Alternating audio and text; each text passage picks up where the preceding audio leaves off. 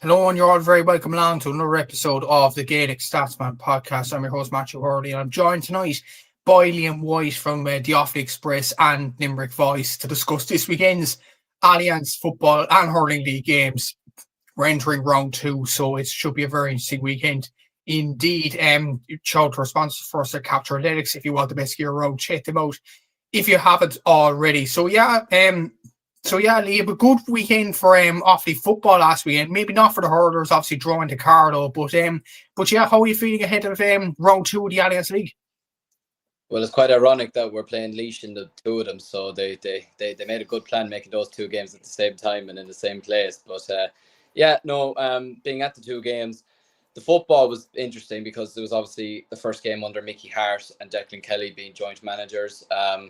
And yeah, obviously it was the first game that I got to see in person properly with these new rules implemented. And I actually really enjoyed it. It was actually probably the most enjoyable game of football I've been to in a long time, to be honest with you, because especially in the Offaly Club Championship last year, there was a lot of games that were very, very poor. And I felt the football season in general last year was not great. I think these changes had to be made. Ironically, we scored 117 without needing any 2-pointers, which was quite ironic. And Sligo only scored the one, but still, it was nice to see some of these rules implemented, and obviously to get a win against, in my opinion, a very good Sligo team with some very, very good forwards in particular was a massive positive, and it leads us nicely into Laois this weekend. The hurlers, I'm more of a hurling man myself, so I'd have been a bit more invested in this one. In the grand scheme of things, it might not be the worst result in the world, considering if you even saw Offaly GA put up their team on Friday night before the game, and somebody was asking, a lot of players gone from last year, and straight away Offaly responded by saying Adam Screeney, Keelan Kiley, Ben Keneally, I think Brian Dignan, Evan Kelly, all these players, Owen Cahill, are all injured, and that's just to name a few, and there's a few other lads who aren't still 100% either. So now we still had a good enough team to beat Carlow, and I mean, we scored 12 points for play. They scored 1-4 for play, overall over 70 minutes, which when you look at that, you should be winning the game from there. But we didn't lose, so that's the main thing. And look, at least should be a tough test again this weekend, but I'm looking forward to it. Yeah, it actually should be an interesting weekend for Offaly and for other counties up and down the country as well. And just your opinion on the new rules. You said it was the best Gaelic football game you ever went to. Obviously, Offaly beat Sligo, which helped in general in O'Connor Park, Dennis O'Connor Park there. But a lot of people complained about the new rules, saying that the 12v11 wasn't great, the 2-point arc like outside the game, Cork and Meath, and there was two clear 2-pointers that actually weren't given. They were only given as 1-pointers. So there is a bit of teething problems with the new rules. We're going to discuss the football games first, but just before we do, the new rules, you like them so far? I do. Look, football, in my opinion, became very stale. It did. Watching, in particular, one game that speaks to me from last year was Kerry Derry in the All-Ireland quarter-final.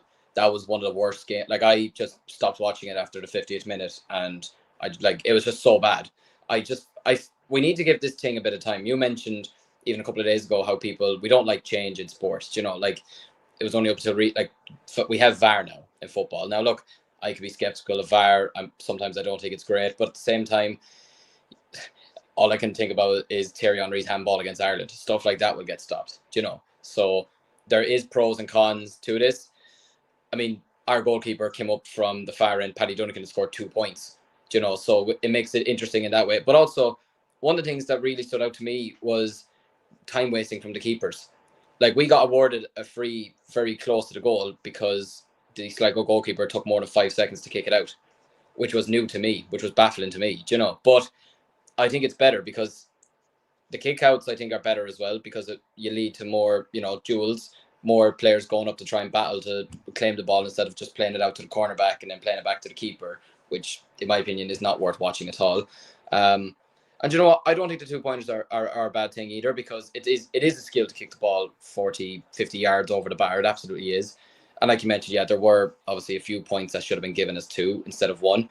But that's going to take time. The referees are learning it as they go as well as the players. So I think it needs time. They're not going to get everything right. They're not going to get everything right straight away. But so far, yeah, I'm a fan of them. It'll be a bit more difficult to see this in the club game rather than the county game, but we got to give it a bit of time, I think. Yeah, it is. It's going to be very, very difficult to see how the 2-pointer is going to be implemented in the club game, especially with some county pitches in Parky Heath, notably in Armagh, in Cork Park in Belfast, where the 40-meter arc wasn't actually drawn. It was either faded or it actually wasn't drawn in the right place either. So it's going to be very, very interesting how it all plays out in Junior B, especially Junior A to a lesser extent as well. It should be very, very interesting indeed. But we'll crack on with the game. So we'll start off with the Allianz Football League Division 1. And a game that I think I'll be safe to say, Liam, RT will be praying and hoping this is a cracker. Armagh against Tyrone at 6 p.m. on Saturday on RT2. Obviously, this was the game chosen above Limerick and Cork because of different reasons. Obviously, we'll get on to Limerick and Cork with the hurling in a sec. That's shown on the TG Car player and app, thank God. But this game in particular, what are you expecting out of this? Are you expecting more defensive football from Armagh? Expecting some good attacking football, what we see for Tyrone in the first game? What do you think out of this? Well, whenever I think Ulster football, I think defensive. That's just the way I grew up watching football in Ulster. If I see it listed on the Sunday game, I'd be dreading it. I'd be nearly asking my father, can we watch anything else? But it's been a bit better over the last couple of years, I think. Especially the Ulster finals over the last number of years have been exceptional to watch and fairly entertaining. Well, if you're an Armagh fan, but they've been entertaining. In terms of this game, look, Tyrone played a good game last weekend against Derry. Now, look, Derry were not at their best. That's being frank and honest. I was very disappointed by them, but that's for another conversation. But Armagh were very poor as well. I was not impressed with them whatsoever against Galway. And Galway, I know Armagh won the All-Ireland last year, but you do want to be getting off to a good start the year after, because you said it kind of a few days ago as well, and it actually is a good point. Ulster teams sort of struggle after winning an All-Ireland. Tyrone have not been the same since they won the All-Ireland. Like, before they even won the All-Ireland, they were one of the best sides in the country. There's no question about that. They were in the final in 18. They were in the semi-final in 17. They've been a very, very good side, and now they have been the same since. And I don't want Armagh to go down that route as well. They won the All-Ireland last year fair and square. I want them to have a good season this season. But looking at them last weekend, especially when you have the new rules, they just looked very, very poor. Now, I know, obviously, Pearse Stadium, apparently some people were not happy with the pitch, and it was under lights for the first time, so there is that. And obviously there was problems with McGeaney before the game as well, but I just wasn't impressed with them whatsoever. I think, they only had 3 or 4 players that got scores, I believe. Yeah. Was it two players between Rory Grugan and Oisin Connaughty? It was 8 points, and Armagh scored 9 overall. Yeah, if you're the All-Ireland champions, and I know you're going up against a team that you played in the final and the Connacht champions at the end of the day, but if you're the All-Ireland champions, you can't be doing that, especially on the opening day. So I was very disappointed by them. And yeah, I could see them struggling again this weekend. I just think they're not up to the races at the moment. Rian O'Neill is obviously not going to be playing for the league, and he's a massive miss. He's somebody who I think would absolutely love the 2-point rule, both from place balls and from play. Niall Morgan is someone who's going to absolutely love these rules, I think. So you might as well not call him a goalkeeper at this point. He's like Manuel Neuer. He's just a sweeper, and yeah, Tyrone are a strange one. I feel like Tyrone could easily win Ulster this year, and I feel like they could be potential contenders for the All-Ireland, but they can have their slip-ups as well. They can have their moments. Roscommon, they had a very good win against Cork last year down in Tullamore, but then they went out and lost to Roscommon very poorly. So you never know what you're going to get with them. But I do think, given how Armagh played last weekend, given who is missing for them and what kind of state they're in at the moment, I think Tyrone will actually come away with a win here. Yeah, I think so as well, given that Tyrone are under more confidence than Armagh in many ways. And the stuff with Rian O'Neill, I don't know, did you see the Gaelic Corners post during the week? He actually put up a photo of Colin Parkinson tweeting about Bikini's comments on Rian O'Neill, and Colin Parkinson put underneath, the truth of it is Rian O'Neill has quit the Armagh panel. That was since deleted. And then Oisin McConville said on the GA social during the week that Rian is actually coming back into the panel. So it's like we don't know what is the situation there. Could that be a bit unsettling in a way for the Armagh panel, that you don't know whether your best player, let's be honest, Rian O'Neill is probably their best player, whether he's leaving or he's going? Well, he is their best player. There's no point questioning that. And yeah, it can unsettle the panel. And even if he wasn't the best player, it's going to unsettle the panel anyway, because there's going to be conversations. You could be out in the street, you could be at work, and people are going to be asking you about it, so it's not a comfortable situation for anyone, to be honest with you. It's not a comfortable situation for McGeaney either. So yeah, they have a lot of problems from that perspective at the moment. And yeah, I don't know. I'm not a fan of Parkinson maybe putting out that tweet, I'll be honest with you. Just my own personal opinion. Or a lot of stuff that he maybe tweets. But yeah, no, I think it could probably unsettle them. But I think either way, I think even if they had Rian O'Neill this weekend, they might close the gap. But I still think Tyrone won't be too good for them. Yeah, I feel so as well. It's going to be very, very difficult to see Armagh win that game. But Tyrone in general, like some of their play, like Michael McCurden scoring 1-2 off the back, obviously. And Noel Devlin setting up the goal and getting a point there as well. You know, other players really impressive night. Darren McCurry. You have the Aragon boys to come back. I don't know whether Darragh Canavan and Rory Canavan will play in this game, but it all seems to be actually positive about Tyrone. You mentioned they were on a downward spiral since 2021, but for them to get that win the first day out against Derry, and a comprehensive win as well, must be giving the players confidence, and of course Matty O'Rourke coming into the job as the new manager. And especially when an Ulster side beats another Ulster side, it's always convincing for them, isn't it? It's like an All-Ireland final for them in a way. So yeah, and I hadn't even thought of that actually. The Eric Kilkieran players as well. Yeah, like I can't see the Canavans being back too soon. I think you got to just give them time. They've had a long year, and especially as well after losing an All-Ireland club final, you need a bit of time to kind of settle and to, kind of regroup and everything like that, and get yourself kind of mentally right for a league game, even if it's round 4 or round 6 or something, just to get yourself mentally ready for a game. It could be against Mayo or Dublin or whatever. So, but yeah, no, they're looking very good. They're looking very good in attack, and yeah, I think Armagh will struggle with them this weekend, especially their long shooters out the pitch. Yeah, I think so. I think Armagh will probably lose this game to Tyrone. I think Tyrone win this game by about 3 or 4 points. It should be a comprehensive enough win. There's no doubt about that. Before we get on to the next game, though, just on RT showing this game over the Cork and Limerick game, because they couldn't agree about a time between the Cork and Limerick game. Kevin O'Donovan, the Cork CEO, wanted the game moved to accommodate the rugby, which is Ireland-England, happening at 4:45 on the same day. Like, what do you think of it overall in RT? What do you think of the tweet that RT put up in general as well? Because I can never, I don't know, do I have a sharp memory lane, but I can't remember a statement where RT just put out something like that because of fan backlash or whatever. So yeah, it was a bit of I would say, well, how would I describe it? Very, very unusual activity that happened over the last 2 days between RT, Cork, and Limerick themselves. I think it's one of the most baffling things I've ever seen, to be honest with you. I think, look, no disrespect to Armagh and Tyrone, and obviously I'm speaking from a hurling point of view, but how you have Cork and Limerick playing this week, it could even be round 7 and it could be a dead rubber game. How you have Cork and Limerick not shown anywhere, I think is an absolute disgrace. So now I know they've got it now, and thank God for TG Cahir. Honest to God, thank God for them. They're nearly saving the GEA in a way with the games that they show, from like the Allianz League, under-20 championship, minor championships, the Fitzgibbon Cup, everything. I don't know how you choose Tyrone and Armagh, and obviously I know TG Cahir obviously showing Donegal, Dublin as well, but I don't know how you choose these games over the two teams who played out 2 crackers last year in the Munster Championship and the All-Ireland semi-final, a team that stops the 5 in a row, and just in general a classic rivalry. Like, look, I'm fortunate. I'm going to the game myself, so fortunately I'll be able to see it anyway. But you're thinking, just even in general for older people as well, they won't be able to see it realistically unless they had a family member that could connect them to the TG Cahir player or whatever. But RT's statement, I like rugby, I like soccer, I like all sports, and Arsenal just conceded, great. But we won't talk about that. But Offaly could be playing a Division 4 dead rubber game in round 7 at the same time as Ireland, England, and I'd still be going to the Offaly game instead.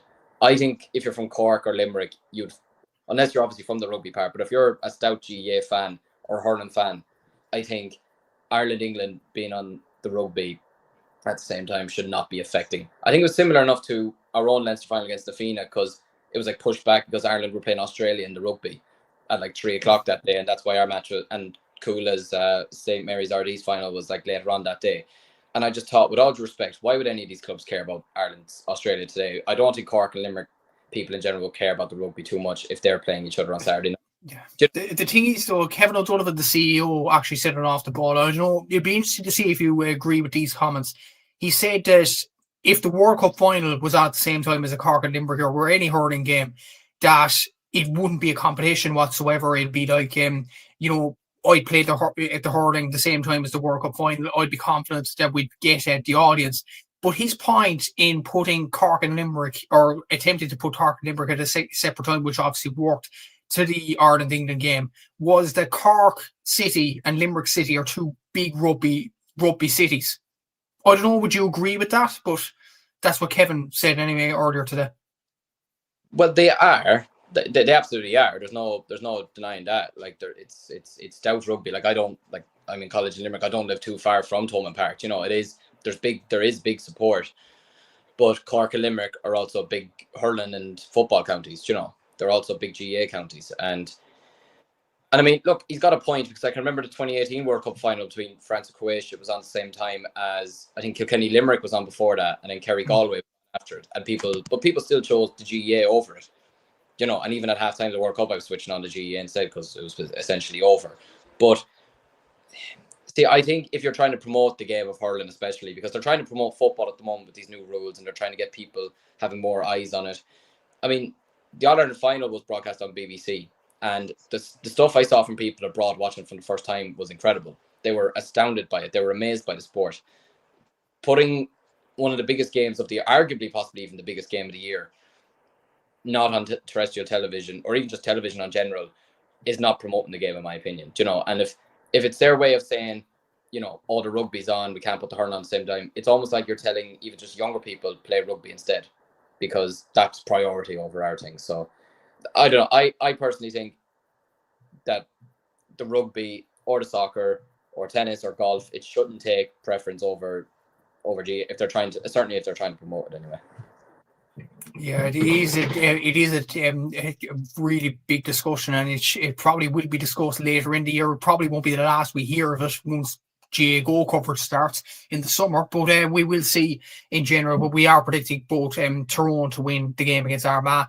The other football game on Saturday evening in Division 1 is 7:30 on TG4 TV between Donegal and Dublin. This is in Ballybuffet. Donegal obviously didn't play last weekend due to their game being postponed against Kerry, whereas Dublin had a 2-point win over Mayo last weekend. How do you see this one going? Well, Donegal's kind of hard one to judge, because they obviously did play last weekend, so it's kind of hard to know what they think of the new rules, and especially with the way Jim McGuinness plays his football. Like, I think he said recently that it's going to set the game back a number of years, I think, as well. He said there during the week, I think I read in the Independent.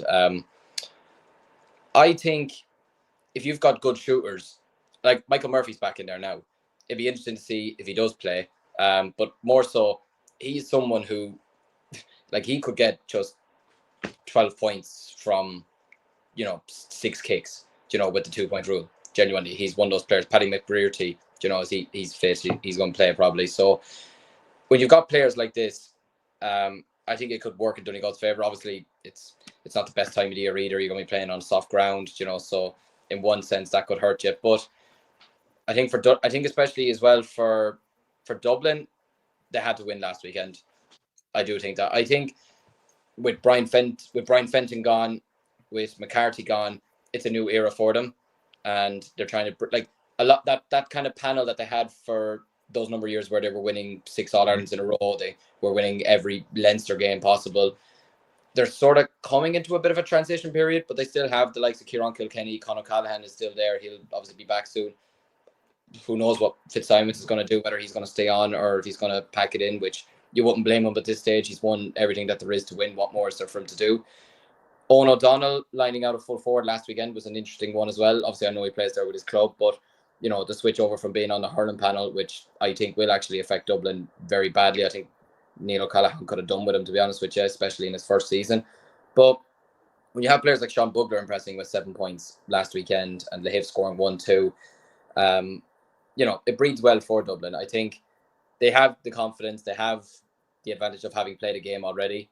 So that will I think that will kind of feed into this. I think Donegal will be looking to find themselves and seeing what they think of this new system. Obviously, there will be kind of slowing down of the game, but there won't be maybe as much as they'd like to, because otherwise they're just going to nice. So I think it'd be a very interesting game still. But I can see I think Dublin after last weekend will gain a lot of confidence after beating Mayo, and especially they started off strong. Mayo came back into the game, but they managed to hold out and get the win.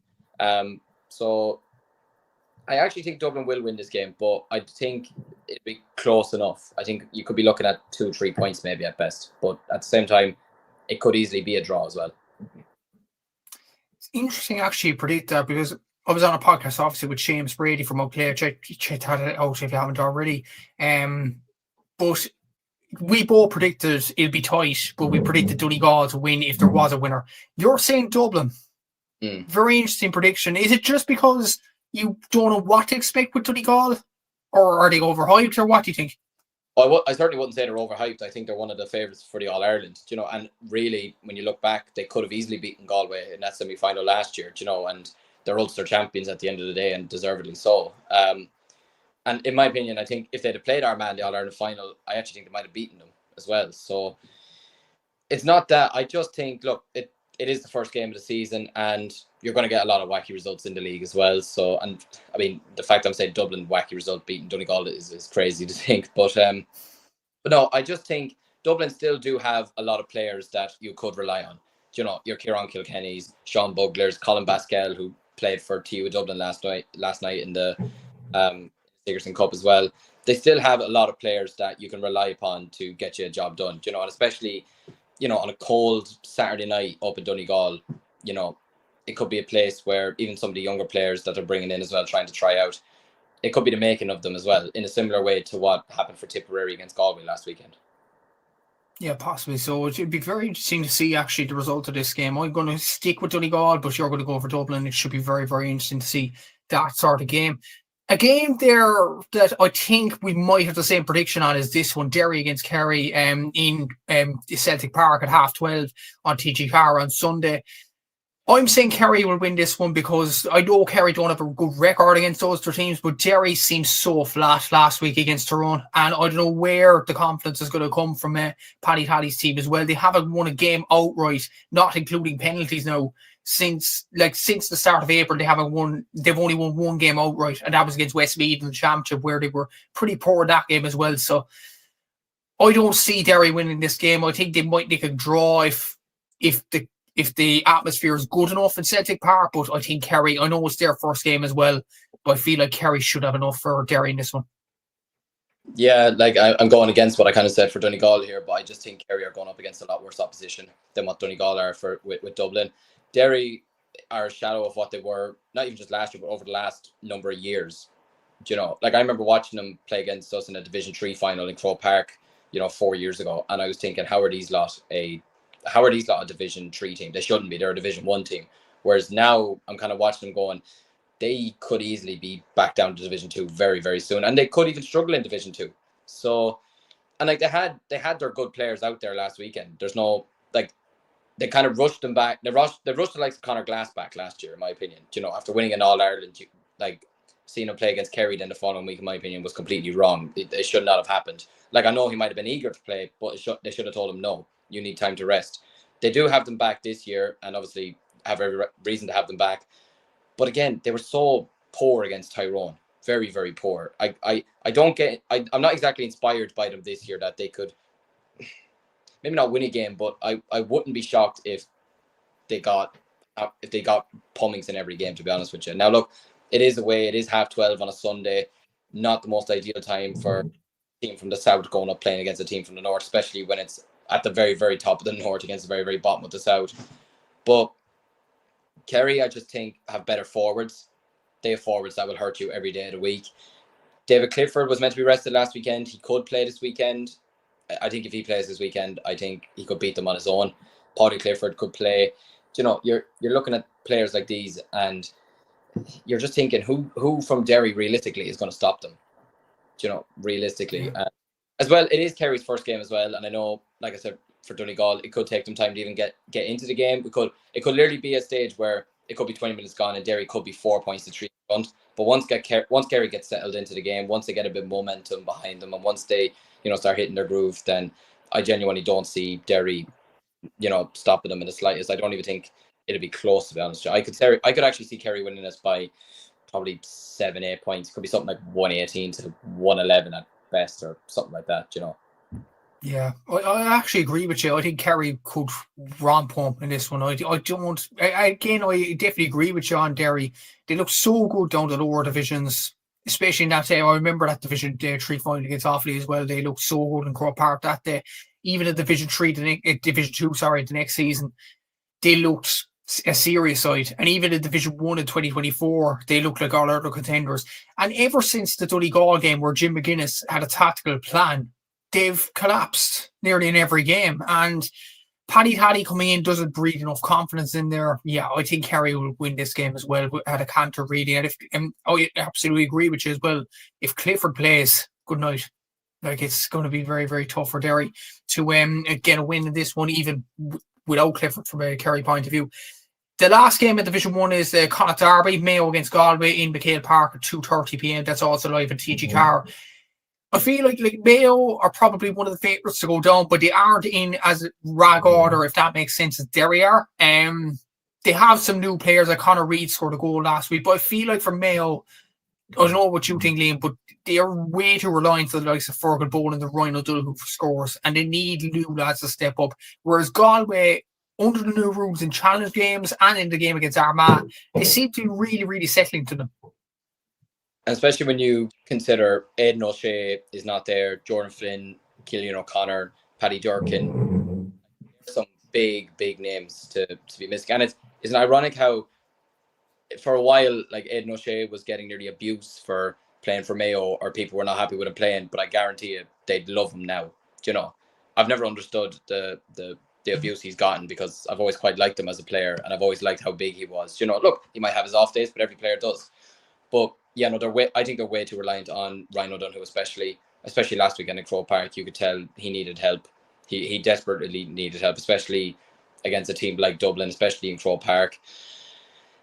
Yeah, like he went for the juggler at the end. He tried to get a draw. Obviously, it didn't quite work out. But it just shows how reliant they are on him, that he's having to try to bail them out. And see, it could be a similar enough situation this weekend. Galway have a decent record against Mayo, especially in McHale Park as well. And yeah, like Galway for me, obviously against Armagh, like I mentioned, it was kind of an even sort of game. It was only really in the second half where they started to really, really kick on. But I believe the kicks was a 3 2-pointers, 3-4 2-pointers in a row. Like, they just started using it to their full advantage. I know one of them was a free, but still, you got to kick them when you can. And like another player, I mean, it just feels like we're just naming every player that would love these rules. But when you have someone like Shane Walsh, who could kick off his left and his right foot from 40, 50 yards out, like both feet, it's going to stand to you. And I think this would be the perfect. He didn't start last weekend. I think it'd be the perfect time to bring him in this weekend. You know, it's a derby as well. It is a local derby as well. So, but yeah, and look, it was only one game that Galway played. They could go out this weekend and look absolutely shambolic against Mayo, and we could be sitting here saying, well, is this the end for Galway after 2 All-Ireland defeats? You know, but I think if we're looking at like teams that you'd be looking at to win the Allianz League, I think you're looking at Kerry. I think you're looking at Galway, and maybe Tyrone or Donegal, one or the other. I think whoever wins that game will probably go on and maybe win, get to the final or finish top 3 minimum. So, but yeah, no, I think Galway will come away with the win this weekend. I think Mayo will make it tough for them. They started slow against Dublin, but they came back into it, and you know, after 25 minutes it was 1-6 apiece. You know, so there was absolutely nothing in it. But both sides will want to go for it. You know, so there's no point saying otherwise. But I just think Galway will have so much confidence after last weekend. I think if you bring the likes of Shane Walsh in again, he's someone who could they could be down by 2 points. He could just get 3 2-pointers in a row, and all of a sudden they're 4 points ahead. You know, so yeah, I think Galway will win, but Mayo will put it up to them. I think Mayo will be more competitive in the games than Derry will be.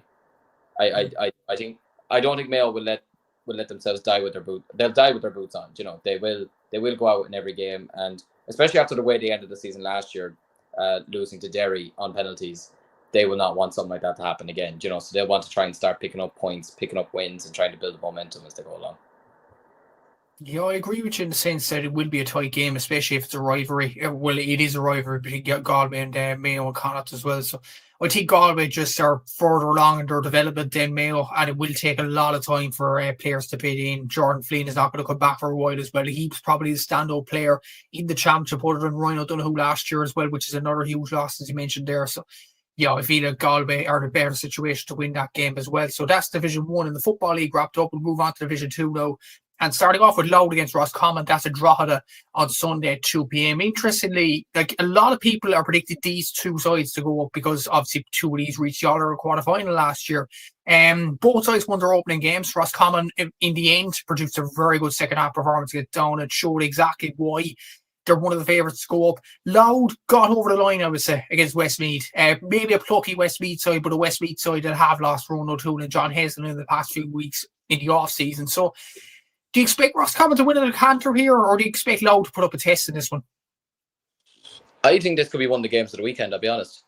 I genuinely do. The funny thing with Westmeath is that, look, I think they're still a team that can compete in every single game. They've lost Ronan O'Toole, like you said. They've lost Heslin. They're massive misses, But Westmeath away is never, ever an easy game, in my opinion, especially for teams like Louth or Roscommon or Meath, Cavan, I mean, we've struggled against them for years, and like you said, Derry last year's only win against Westmeath, which really, in my opinion, Westmeath should have won.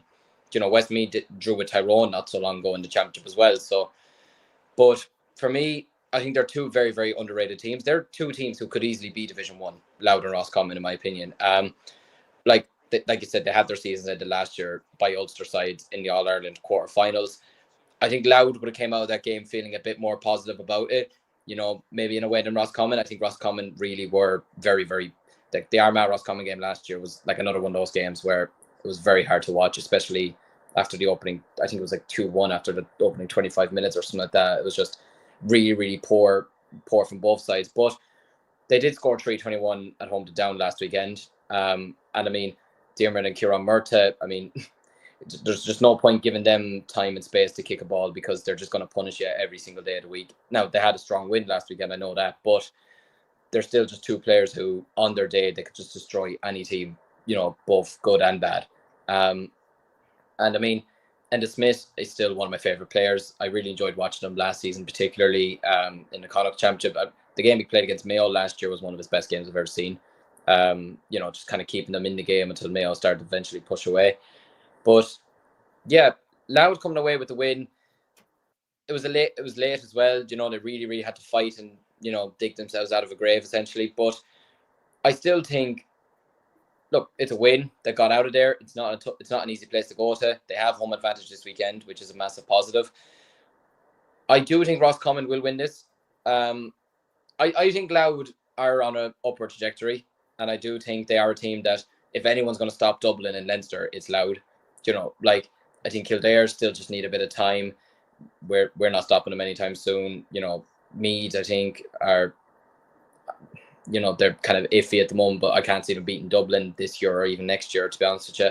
So I think Louth are in the best place possible to do that. But I just think, given how good Roscommon's forwards were last weekend, and look, they have to fix themselves at the back. They still conceded 120. They had 114 conceded by half time against Down. But I just think with the shooting that they have out the field from Kieran and Diarmuid Murtagh, when you have Enda Smith out there, I think it's going to be very difficult for Louth to stop them.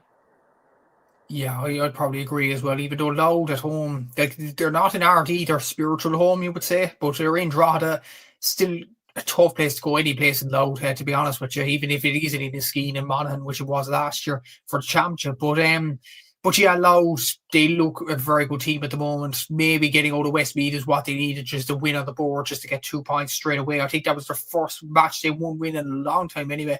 I was hearing off one of the Louth PROs the other day. So yeah, at least they got the win. But Roscommon, I agree with you. The forwards they had, the goal that Kieran Murtagh took, and I've seen some people on social media say that should be a 6-pointer, which I probably agree with, to be fair. Like that was some finish, wasn't it? Like just outside the boot, and probably just epitomised the danger of bringing out the goalkeeper. I know we're talking about the new rules in again here, but like what Kieran Murtagh did, it shows the risks in what bringing out your goalkeeper does do. but it's kind of like saying how people want 2 or 3 points for a sideline cut. You know, it's sort of. But yeah, that is the one massive danger with bringing your goalkeeper out. You know, you're leaving yourself way too exposed to the back, and when you have players up that up the field, I mean, he's not someone who's going to go chasing after the goalkeeper. He's going to smell an opportunity that, okay, we'll turn the ball over. We have a chance here. Get the ball down to me. And he wasn't being marked either. And just even at the angle, like, it was a very, very awkward. It was like some of the scores that Diarmuid Conde used to get for Dublin, you know, outside the boot. And yeah, I mean, it was a really, really good finish. Very, very tidy finish. Essentially killed the game then for down. But yeah, that is the one sort of issue that you might have with a goalkeeper going up the field. But then you'd be thinking, well, it's not soccer, lads. You can handle the ball in the net. Someone could jump into the net if they had to. So you'd be trying to think it from that perspective. But obviously, it's easier said than done. Exactly. We'd love to see more finishes like that. There's no doubt about that. But I think that's one of the goals of the year already in Kieran Murtagh. But we both agree that Roscommon will get their second win of the campaign. I feel like this next clash is nearly a relegation 4-pointer in a way. Meath against Cavan in Park Tadson. It's on Sunday at 2 p.m. Both is lost their opening game, obviously. Like, a lot of people predicted these sides to be in and around the drop zone. Like, in my predictions, I predicted Cavan to finish 7th and Meath to finish 6th. So, like, would you agree it's a relegation 4-pointer? What do you think? I think if you're looking at teams to go down, you're probably, at the start of the season, you'd have been looking at maybe Meath, Cavan and Westmeath probably. You know, and look, they both lost out on the opening day, but I still think they can both take positives from it. You know, like, look, you were at the Cork Meath game, you know, more than myself. You know, did you see enough of Meath to suggest that, you know, they could easily pick up a few wins here and there? I did, yeah. I feel like they had 40 shots, which was amazing in its own right to start there. They were trying a lot of 2-pointers. I think they tried about 5 or 6 of them that actually went wide. They got one with Matthew Costello. They tried it during the end as well. To be fair, Jordan Morris's kick, I don't know, it's been put around clips on TG Carr. That should have been a 2-pointer. And we even said it in the press box. Like, everybody in the press box were saying, that's surely a 2-pointer. But the umpire put up the white flag and we're thinking, okay, it's a 1-pointer here.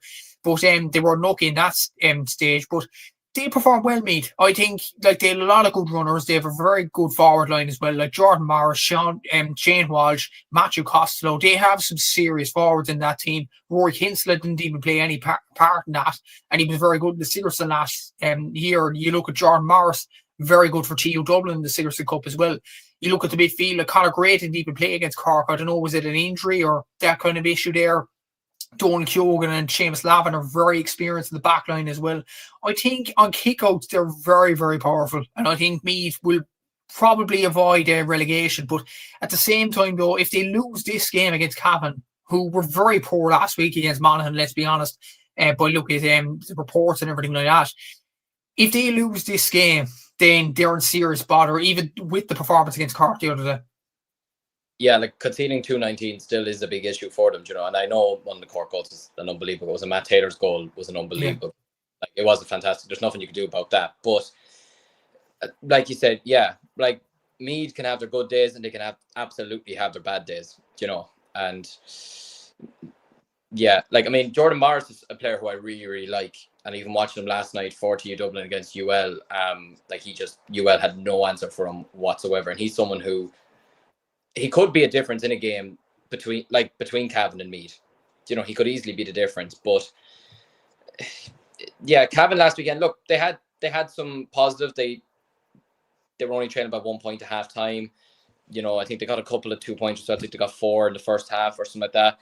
Like, they were doing well. They fell off. Their wheels fell off, obviously, towards the end. And yeah, overall, against Monaghan at home, losing by 8 points is not going to go down well for them. And traveling, like, I feel like what they needed was another home game. Traveling to Meath is not something that they needed. Park Tolchin Park is not somewhere where they needed to be going to this weekend, you know.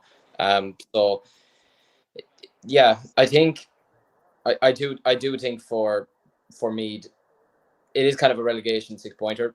You know, I think Meath will come away with the win this weekend. I think Cavan have a long way to go before they're looking at surviving. I think Westmeath and Cavan are the two teams that I think will personally go down, in my opinion. And like, Cavan needed a win last weekend against Monaghan. They didn't get it, and now they're really.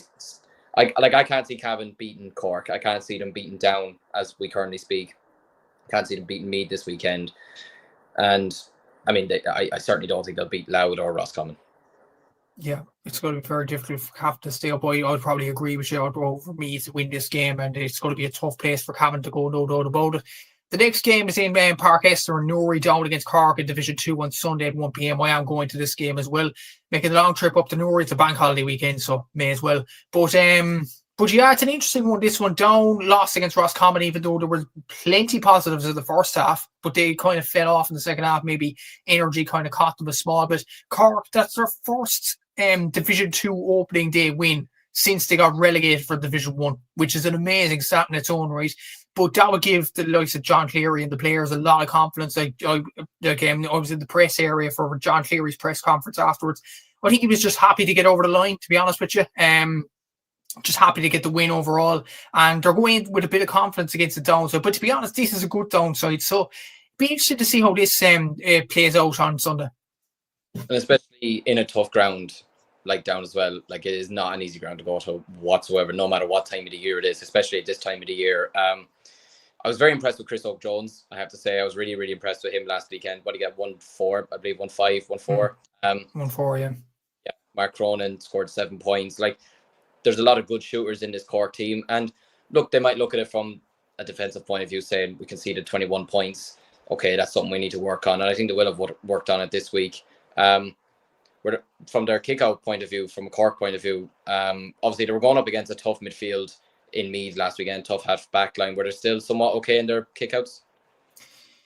In truth, Liam, I have to say, their kickouts retention is actually under 50% against Meath, which wasn't really good. And they actually tried a short kick-out, but Maurice Shanley did very well to get a line ball at the end of it, to be fair to him. A brilliant kind of recovery for Morris there. But it probably just epitomised the short kick out. You can't, unless you do it quick, you can't do it simple as you have to kick it long. And I feel like Cork need big men around the middle of the field. Colm O'Callaghan needs to step up on Sunday, there's no doubt about it. Sean Walsh does as well. Ian Maguire's missing for this game as well. He's injured. So new midfielders need to step up. Maybe Paul Walsh needs to help out the midfielders as well. So I think forwards we did well. I think defensively, at some stages we did well. Maybe we allowed Meath for a couple of goal chances here or there. We allowed them to take 40 shots. That wasn't really on the agenda, John. I'm sure we'll look at that in training during the week. So yeah, there are bits and bobs to look at, but the positive really is, like, the new rules doesn't just bring in 2 points or whatever, or long kickouts. Every time the ball went long up to Chris Oak, and Cork weren't always doing it last year. You notice with Cork always playing, I think everybody kind of noticed that once they get up the halfway line, they hand pass the ball backwards, they go sideways, and it gets pretty pedestrian. But the last... Sorry? I saw that last year, particularly. Nothing epitomized that more than the Louth game. Yeah. Oh, yeah, definitely. But on Saturday night, there was a bit of a change, because every time they see Chris Oak in space, which it is pretty regular under these rules now, they put the ball in. And Chris Oak is very, very good in one-on-one situations. And Cleary actually mentioned in his press conference, the reason they're punting it into Chris Oak now, there's no sweepers. There's no sweepers for this system, which actually suits Cork to a T in some stages. So, like, that could be an avenue for Cork to do well in this division, in my opinion, as well, to just target Chris Oak at every opportunity. Absolutely. Get him on as much ball as you possibly can, because he will do a lot of damage. And I suppose from a down point of view, Patrick Harvin scored 11 points the last day, and I know obviously some of those were from frees, but that's the thing as well. You can't give him a place ball. You absolutely cannot give him a chance to just have a free shot and kick it over the bar. Ryan McAvoy, James Guinness enjoyed themselves against Roscommon as well. Owen McCrickard is someone who I think needs to have a big game this weekend. If he has a big game, then it could be difficult for Cork, but I could be leaning maybe towards a draw, because it is in down. If it was in Páirc Uí Chaoimh, I'd be going for an absolute Cork win, probably like 6 points. But I think I'd go with either a draw or possibly Cork to maybe nick it by 2-3 points at the end. Could be something like 116 to 114 or something like that. Just something that, right, we've got here. It's going to be a tough game. You're away from home. Let's get the job done. Yeah, I'd actually agree with you. I'll go for a draw as well. It's going to be a very difficult game for both sides. I feel like Cork are in a positive state of mind. That's a good thing from John Cleary's point of view. But Down are a good side. Having looked at them in the Tadson Cup last year against Roscommon as well, there was some bright sparks. And you'd have to imagine they'll learn from their mistakes in the first game. Look, I think they exposed too much energy in the first half. Then in the second half, they got tired. They only got 6 points after that. So, yeah, I feel like Down and Cork would have learned a lot from the first game. I think a draw is probably going to be the fair result as well. It should be a very interesting game, no doubt about it. I think in this game, it's obvious who we're predicting. No offence, Westmeath, but I think Monaghan in St. Teresa's Park and Clones, they're up against Westmeath at 2 o'clock on Sunday. Monaghan win all day. I think if Luke Loughlin and Ronan Wallace don't have good games, it could be annihilation, to be honest with you. You know, and it's sad to see for Westmeath, you know, because they were a very good side, especially in the Leinster Champs over the years, but they're essentially being thrown into a pool of alligators, in my opinion, you know. So I think, yeah, look, Monaghan were very good last weekend. Darren McVitie was very, very good. I was very, very impressed with him. David Garland, in my opinion, could be someone who could be a big replacement for Conor McManus. You never know. Or I could be stretching too far with that, because McManus was just on a whole nother level altogether, and he is obviously a massive miss. But yeah, I can't see anything but a Monaghan. I'd be amazed if Monaghan don't come away with a win here, or I'd be more actually, even a draw. I'd be amazed if it was even a draw, to be honest with you, or if Monaghan even were out to win. I can't see Westmeath getting close, especially with how they lost to Louth last weekend. I feel like that could break them as well in a way, because they'll be thinking home game, if we could get a big win against a Leinster rival, you know, and obviously didn't come through for them, and the players are missing as well. I think they're in big trouble. The fact as well, you didn't mention as well, they conceded around the last minute goal through Sean Reynolds as well. That's going to kick them. Seriously going to kick them. So, no, I feel like Monaghan will win this game as well.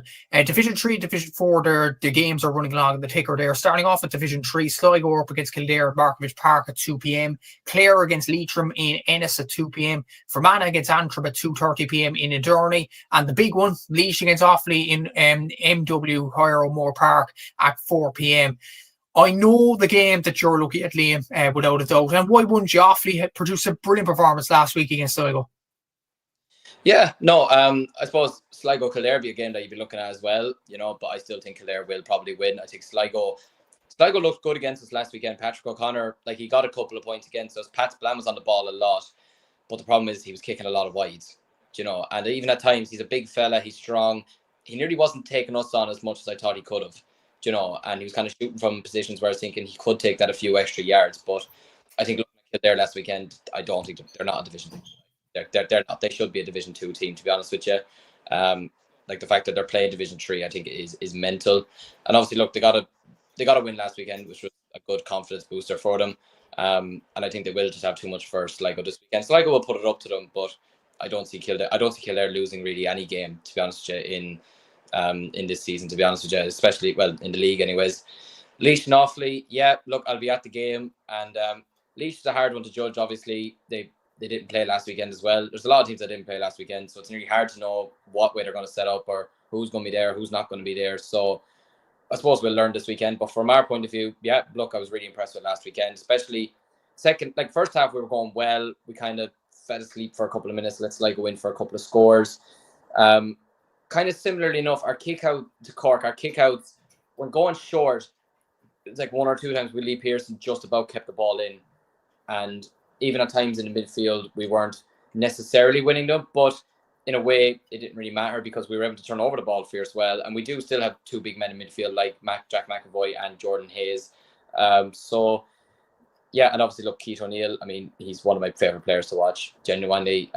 You know, I interviewed him after the game, and sure, as he says, some big match next weekend, says, "Oh, local derby, bring it on." Do you know what I'm thinking? That's what I like to hear, you know, but yeah, no, he was exceptional last weekend. I love watching him whenever he plays, especially even for Clumbelow last season. He was by far their best player. You know, there was one game he played in particular, and they were playing Tubber, and essentially it was, I mean, with the way the Offaly system worked last year, no team got relegated in the group stage, whatever. They all still had quarterfinals, but it was a must-win game either way in order to get an easier quarterfinal draw. And he scored a winning point from 35, 40 yards out. And that's just the type of player he is. If you give him time and space, he's going to punish you every day of the week. Dylan Hyland had a good game, hoping he continues that this weekend. Rory McNamee got 1-1. And especially, we have a lot of players who have opted out with the panel this year. Anton Sullivan's not there. Declan Hogan is injured at the moment, which is a massive, massive miss. But other players are stepping up. David Dempsey was full back last weekend. He played well. I mean, as he's known as the bullet with the mullet, Cormac Egan, he's just exceptional to watch. Anytime he gets on the ball, it's like Streeny with the hurling. Everyone just stands up, they lift up, you know, because they're excited because he's going to take. Anytime he took on a man that's last weekend, it was gone. Your man was dead. You know, he was gone in the water. So, yeah, no, I do think we will win this weekend. That could be my heart speaking more than my head, but I think we might come away with a couple of points win. I just think after the way we played last weekend, Mickey Hart and Declan Kelly would have been very pleased with how we started.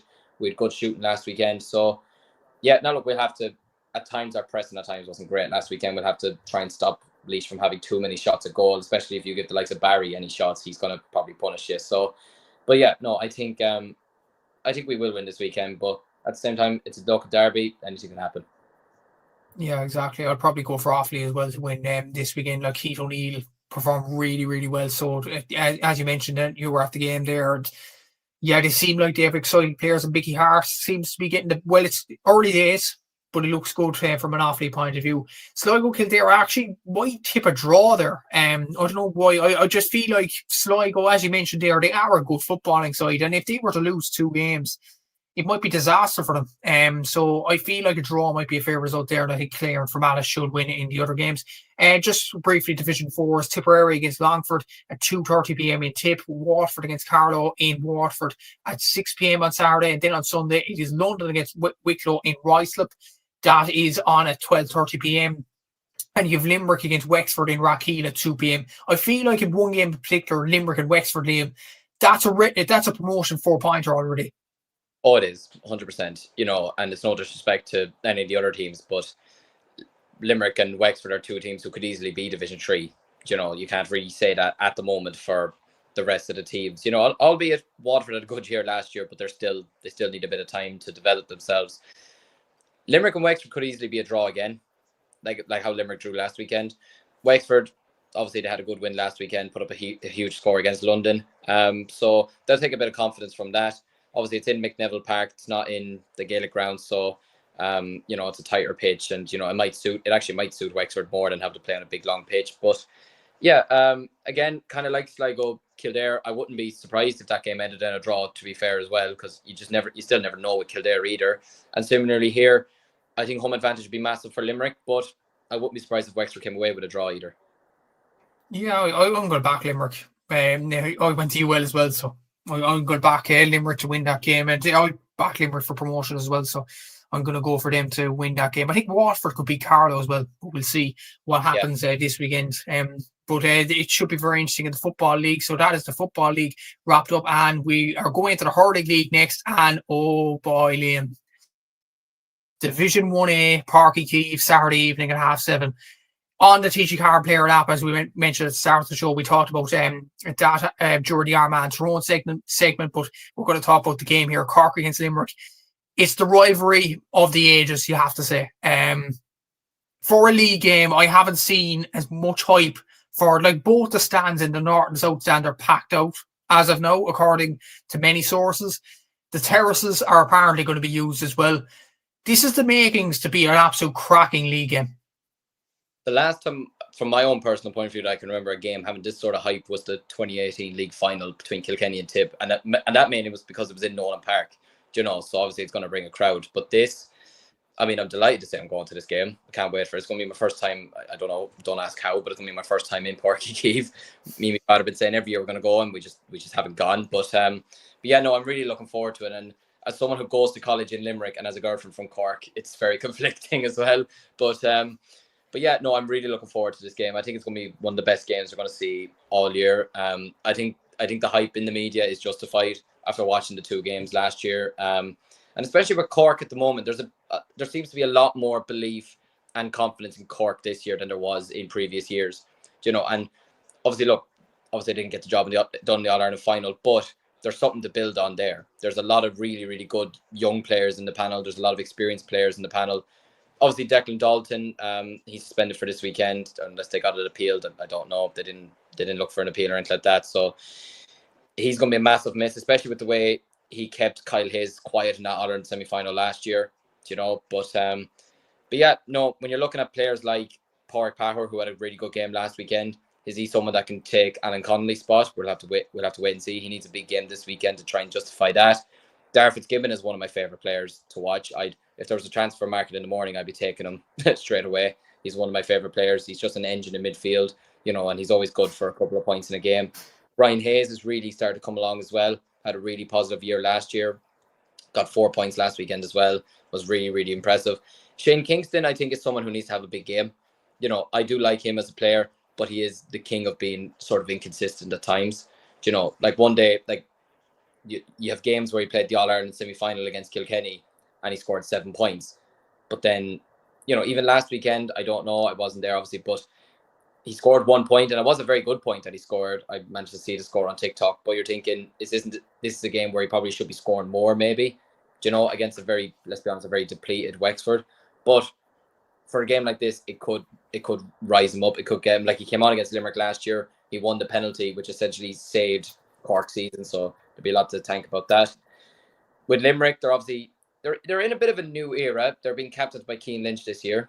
The Declan Hannon captaincy era is over. 5 All-Irelands later, it's not the worst. It's not the worst way to go out.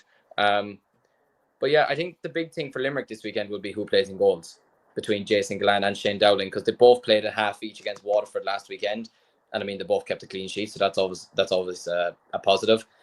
But yeah, I don't know. In my opinion, I think you got to be giving Jason Gallan a chance, because look, Shane Dowling, he did well. He's obviously done well for Nick Pierce in goals over the last number of years, but he's also had his time with Limerick. I think you got to give Gallan a chance to prove what he's made of. With Nicky Quaid, he's going to be gone for a while, so if could even be gone for a whole season, but I think you got to give him a chance. Adam English is someone who I would be looking forward to. He actually didn't play today for UL in the Fitzgibbon Cup against Mary I, so I don't know whether that is injury or maybe they're saving him for this weekend, but he's a player who I'd be really looking forward to seeing for Limerick this weekend. He was exceptional for Doon last year. I was at the Limerick final and he was the difference in the end. He was man of the match, and he's been brilliant he's been very good for UL in the first 2 games of the Fitzgibbon Cup as well. So I'd be hoping that he'd have a good game, or if he does play anyways, or if not, I'd be hoping he has a good season anyways. And yeah, like we said earlier, this game should be on TV anyway, regardless. I think it's going to be a cracking game. For a league game to be in a way selling out, realistically, it's sell out in most other stadiums across the country.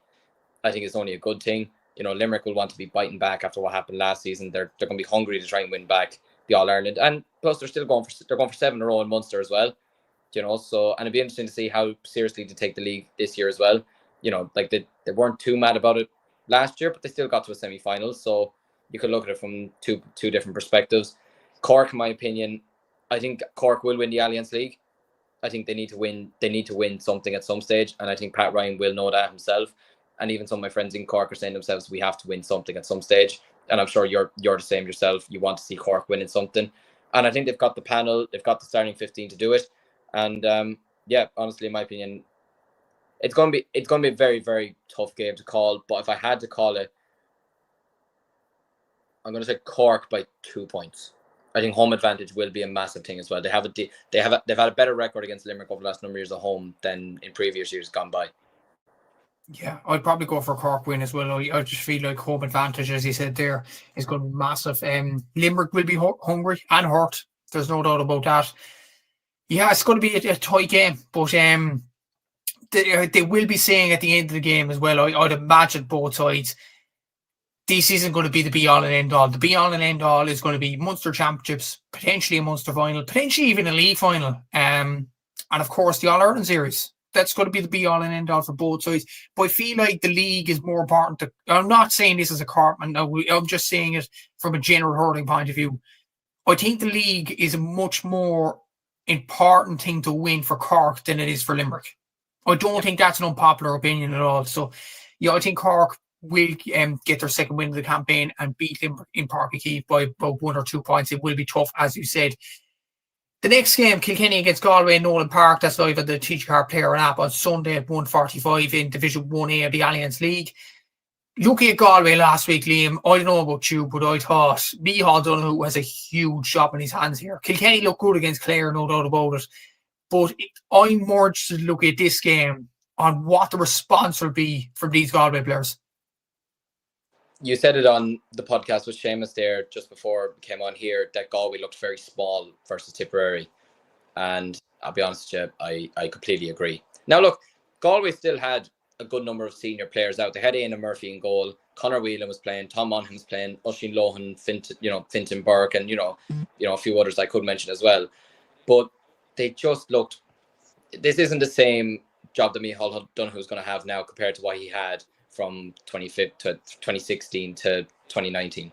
He had an All-Ireland winning team there. He doesn't have one here. He doesn't have the Gerard McInerney's. He doesn't have the Hanburys. He doesn't have the Cannings.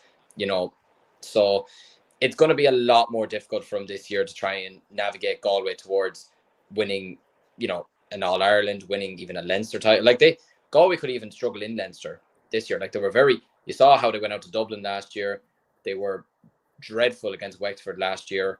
Even against Carlow, I don't think they played at their absolute best either. So, and obviously, I know they got a draw against Kilkenny, but people forget that Kilkenny that day had about 4 or 5 of their best players missing as well. So, and they only scraped that in the last minute through Conor Whelan points. So, and Kilkenny last weekend, they got a good win. They obviously had the likes of Fionn Mackesy playing his first game at wing back, and obviously I was at the Offaly game at the time, so I wouldn't have seen much of it anyway. But even chatting to a friend of mine who's from Kilkenny, he said he was kind of okay. He didn't do much wrong, but he didn't do much. So you're thinking, is he just trying to settle in at the moment? Are they trying to maybe even find his best position? Because he is someone who can, he played kind of midfield sort of for O'Loughlin Gales. He had number 12 on his back. He's obviously playing wing back here at the moment. So it'd be interesting to see how he gets along against a Galway team, especially at home now. He has home advantage as well, where he's been used to be playing for the last number of months as well. But for me, I think Kilkenny win this game easily, to be honest with you. I think when you have the likes of Mossy Keown, who was, in my opinion, along with John Donnelly, the best player in Leinster. If there was a Leinster GA Awards for the Leinster Championship last year, Mossy Keown and John Donnelly would have been the 2 front runners, in my opinion. There's no question, in my opinion. So, for me, and Billy Drennan, if you're giving him frees, I know he missed probably a few last weekend, but it was a dreadful weekend for free takers. I think Billy Drennan is someone who could destroy Galway as well in the full forward line. And for me, Owen Cody's one of my favourite forwards. He's just big, he's strong. Anytime I see him on the ball, even when we played them last year, just running past 2 or 3 defenders with his strength, burying a ball into the back of the net. And he was one of the few positives for Ballyhale last season in the club championship, So I think for me, Kilkenny will win this game probably rather comfortably, in my opinion. Now, look, Galway can rise their game for Kilkenny, similarly to what Wexford do with Kilkenny. It always seems to be a game where they do enjoy playing. But for me, with the way things are at the moment, this could be a game to wake Galway up as well, potentially, because last weekend was just an absolute shambles. But for me, Kilkenny at the moment, they're just too strong. And as well with the way Kilkenny, they lost the league last year to Clare. They lost the All-Ireland semi-final to Clare. I think Derek Lynn could easily be targeting the league this year, and they have a much better panel pick of players, in my opinion, at the moment. Yeah, I'd probably agree. I think Kilkenny will win this comfortably. But if that was the case, I'd be worried about Galway this year. But it looks like things Dublin seem to be improving. I don't know, could you read too much into the Antrim game at all? If Offaly have their players back, they'll be serious, I think, in toppling Galway. Wexford, if they get their players back, the likes of Lee Chin, I just feel like Galway, it tells you all you need to know as well. In the Leinster Championship round robin game against Kilkenny, what you mentioned there, Conor Whelan in last minute point, what I noticed was the Pearse Stadium stand was nearly empty, and it was nearly the same against Tip. I feel like the hurling fanatics are not getting behind this Galway team either, which doesn't help the panel at all. So, that's when you need your supporters as a team when you're going through tough times. And Galway don't seem to be getting that at the moment. I don't know what it's like for any Galway fan whatsoever, but by the look of things, it doesn't look good. Just from the fans' point of view, and from the players' point of view, and even the management point of view too. Yeah, no, I noticed that myself. Kind of that it was basically a sellout against Armagh, but then the next day the stand just looks complete. From a Galway standards, it looks fairly empty, and especially against Tipperary, who they drew a great rivalry in the 2010s. With all those clashes they had in the All-Ireland semi-finals. They don't seem to be getting behind this group at the moment, and look, Micheál Donoghu probably came into this season thinking, okay, it's going to be a bit of more of a challenge to a couple of years ago, his challenge was to win the All-Ireland, was to win the Leinster title with Galway. I feel like this year it's about maybe steadying a ship, if I'm saying that, steadying a ship, at the moment. And yeah, I feel like other than Wexford, maybe Clare, if they can catch them on a day where they have injuries, and we're still waiting to see maybe if Clare are taking the league as seriously as maybe they did last year. But other than that, I can't see Galway winning a lot of games in the league. And then you start losing games, you start losing a bit of confidence going into the Leinster Championship. And they will have tough games in the Leinster Championship. Yeah, it could be a long season. It could be a long season for them. But then, look, they could go out this weekend. They could shock us all. They could beat Kilkenny, and their season could get going again. You just honestly never know. Yeah, I think it's going to be tough for Galway this year, but maybe a win in the league might spark their season. It won't come this weekend, in my opinion, but we'll see. Another team that did struggle massively in round one was Wexford. They're going to Tipperary this time round at Semple Stadium at 3:45 live on Sunday. Well, it's not live anywhere. You have to go to the game. Obviously, it's not even shown on TG Car. But from a Tipperary point of view, I think we're both predicting a Tipperary win here. But from a Tipperary point of view, were you impressed with them against Galway? I know we talked about Galway's struggles in depth there, but were you impressed by the new look Tipperary last Sunday? Well, there's two sides to every game. There's the team that plays bad, but there's also the team that plays good, and you have to give them, their fair dues as well. I like watching Tipperary over the last number of years because they've drawn the rivalry with Offaly at underage. They have a lot of seriously talented young players. They absolutely do, and some of them have seemed to have gotten a bit bigger as well. They actually look fair. I think they still looked big enough against Galway last weekend as well. And I mean, look, it goes without saying, the likes of Darren McCarthy is one of the best dead ball specialists some people are saying he's the best in the county, and he's going to be one of the best in the country. He took his penalty, like, for a young man like that to step up against Éanna Murphy and dispatch his penalty like that is very, very impressive, especially on his first game, really. Tipperary have looked good in pre-season as well. They absolutely annihilated Laois. It wasn't even a contest. They had a great clash with Dublin. Obviously, I know Dublin won that in the end, but it was still good to breed those lads in, get them playing against a strong, big teams, who are, like you said, Dublin, they're on an upward trajectory at the moment. And yeah, Wexford, look, they had a terrible game last weekend. And that's the two sides to it. Cork were good, but Wexford were also very, very poor. And they still put out a good team against Cork. I still feel like they had still some good players out there. But when the Liam McGoverns are gone, the Matthew Hanlons are gone, the Lee Chins are not there at the moment, it's going to be a struggle for any team missing those types of players, And I mean, if you're putting the likes of Darren McCarthy, you're putting Jake Morris's up against this, Wexford team, I think it could be a very, very long afternoon for Keith Rossiter, and especially away from home as well, So yeah, no, I think Tipperary will easily come away with a win this weekend. Wexford, look, they'll try their best. They'll absolutely, try and give it a go. But I can't see this Tipperary team, especially after the way they performed last weekend, to then go and lose to Wexford would just be detrimental really for Liam Cahill, because this is a big season for him, So because the last 2 years have just gone absolutely abhorrently, and yeah, and especially with, say, a lot of players retiring over the last number of years as well, they've lost a big chunk of their spine that they had for the teams that won all those All-Irelands and were competing for the championships every single year. They are trying to rebuild again, but it feels like the Tipperary fans can connect with these players as well, and they feel like they won the minor All-Ireland last year. They won the minor All-Ireland, 2-3 years ago. They got to the All-Ireland under-20 last year, won the Munster under-20 championship. There is still a lot of good young players coming through in Tipperary, and they're breeding them in the right way. They're breeding them in at the right time. And yeah, I can see them picking up another win against Wexford this weekend. Yeah, I think so as well. I think Tip could win this comfortably against Wexford, given them, Wexford are missing a lot of players as well. Tip seem to be on an upward trajectory. And even if Tip draw this game, I think it might be a serious dent in the confidence of these young players in Tipperary. So I feel like a win is paramount, no doubt about it. And moving on to Division 1B, and it is your own county going to O'Moore Park to face your old rivals Laois against Offaly on Sunday at 2 p.m. Given that your own county, obviously, Offaly drew against Carlow last week in Division 1B with a last-minute Martin Cavan point, does this put more pressure on the Offaly team to win this, in your opinion? I think every game in Division 1B is a pressurised game either way. Regardless if you're playing against Laois or playing against Dublin, it's all the same in my opinion. Every game is a pressurised game, and every game is going to be a tough game. They're competitive games, which is exactly what we want.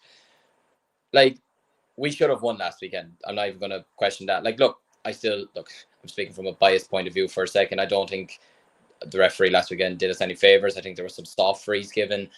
David Nally or it was Charlie Mitchell, one or the other were fouled at the other end. We should have had a free out, or it should have been a free in. Sorry, we could have tapped it over, won the game in the end. But at the same time, he's not the ultimate reason we didn't win the game. We scored 12 points out of 19 from play. Carlow scored 1-4 out of 116. Like over a 70-minute game, if you're scoring 1-4 at inter-county level, you should not be getting any sort of result in a game. That shouldn't be happening. Our discipline has to improve. If our discipline can improve, then I've absolutely no doubt we beat Laois very comfortably. Absolutely, you know, and especially look, Laois again had no game last weekend, so they're going to take time to get settled into their season. They're in a difficult spot at the moment. Obviously, wishing well for Darren Gleeson, obviously with his recovery and his battles ahead. Wishing all the well in the world for him. But Tommy Fitzgerald, I mean, Ross King and Ryan Mullaney at the moment are not even in the country.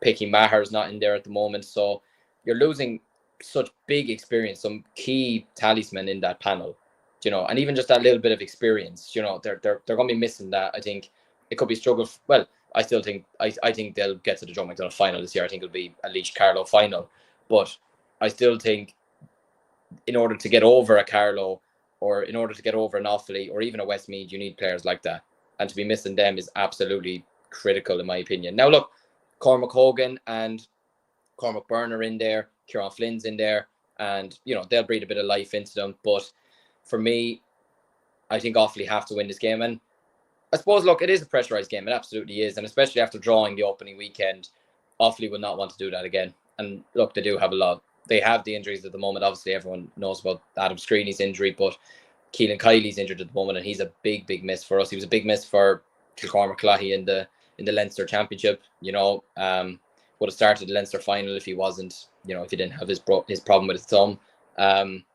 You know, Ben Keneally is a seasoned veteran with St. Rynas and Offaly. He's not there. I only learned after the game against Carlow, Evan Kelly's gone for the league, which is a big miss as well. You know, he started in the Joe McDonagh last year, had a good season last year for Offaly in the Joe McDonagh. Brian Dignan played last weekend, but there was reports that he had some problem with his toe or something like that. So I was even surprised he even togged out for the game against Carlow. And he still did all right. You know, look, one or two times his shots got blocked down, whatever, but he still looked okay for someone who maybe isn't 100%. But yeah, no, look, we did enough to win the game. We had a few chances that, you know, one or two chances that went wide, which on another day don't. One or two balls that just slipped out of hand, you know, which on another day again don't.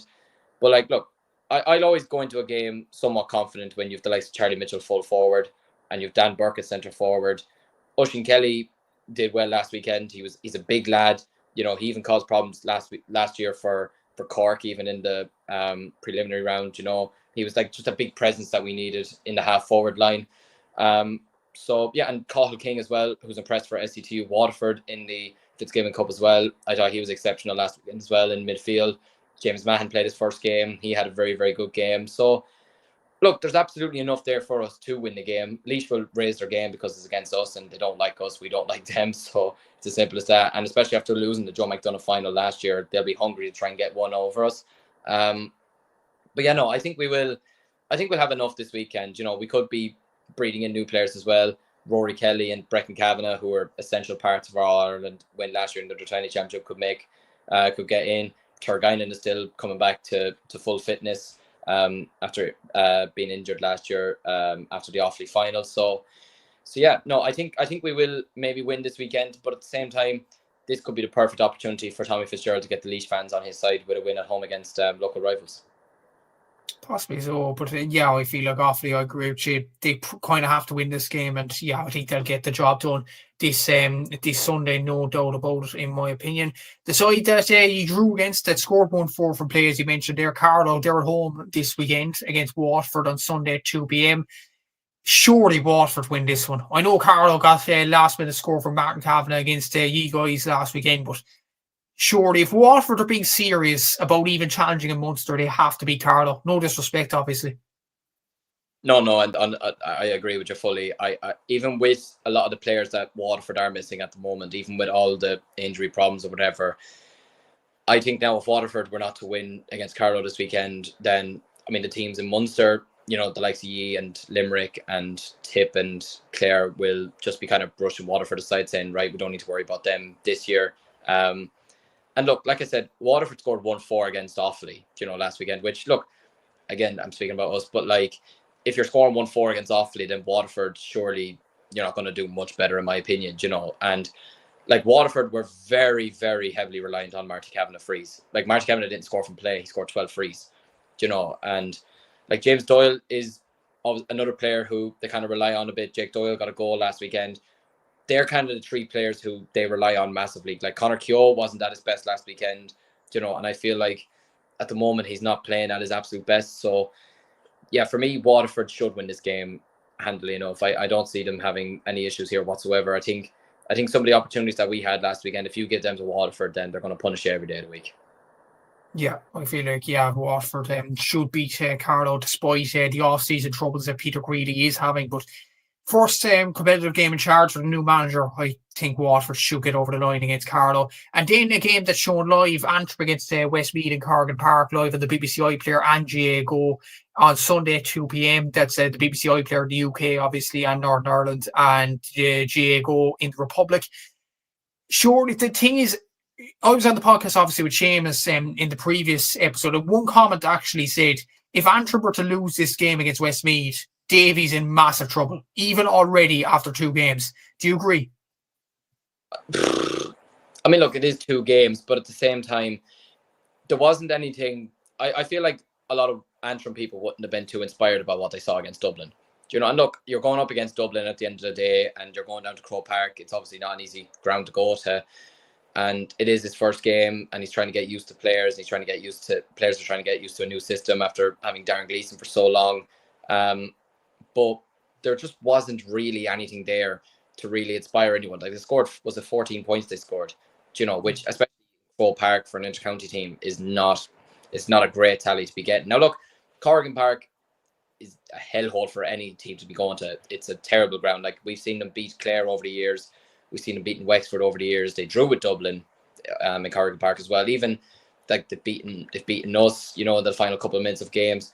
Even against G a couple of years ago, they were leading at half time. So Corrigan Park and they were leading against Galway last season, I believe, as well, at half time before, they got a red card, and I think it was the first half or second half, and they kind of fell off. The wheels kind of fell off then. But yeah, it could be it's a big game for Davy. It's a big game for Antrim.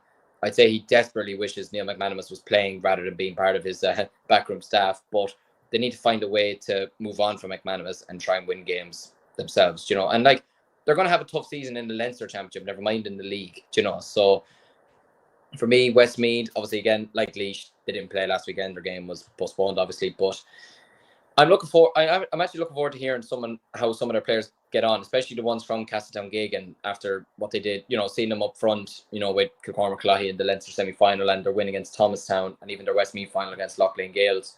Like, you have players like David O'Reilly, who's there, who I really, really do like as a player. I mean, David Williams, Conor Gaffney, so I actually have a feeling that Westmeath could actually get the job done. And that is a bold shout, and I'm saying that as someone who doesn't often predict anyone bar maybe the big teams to win away to Antrim. But I just think this is a big game for Davy. It's a big game for Antrim. And Westmeath, they've pulled off weird results in the past. Why not pull off another one?